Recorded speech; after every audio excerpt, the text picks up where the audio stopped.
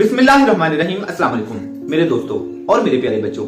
आप जिंदगी में जो कुछ भी बनो, जिस फील्ड में भी जाओ, मगर एक बात का ख्याल रखना, अपनी ज़हनी और जिस्मानी सेहत का बहुत सा ख्याल रखना। जिस्मानी सेहत को ट्रीट करने के तो शायद आपको 100 डॉक्टर मिल जाएं, लेकिन ज़हनी सेहत के लिए शायद आपको एक भी ना मिले।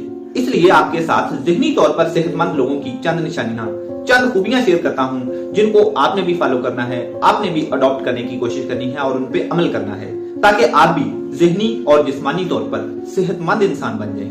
नंबर 1, ज़हनी तौर पर सेहतमंद इंसान सुकून से रहता है और सुकून से रहने देता है।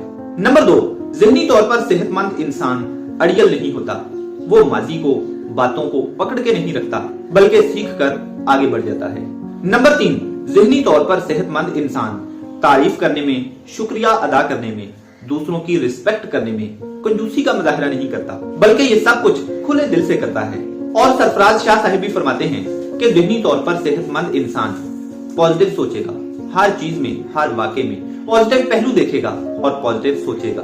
वो ये भी फरमाते हैं कि ज़हनी तौर पर सेहतमंद इंसान दूसरों में खुशियां बांटता है, नेगेटिविटी और मायूसी नहीं फैलाता।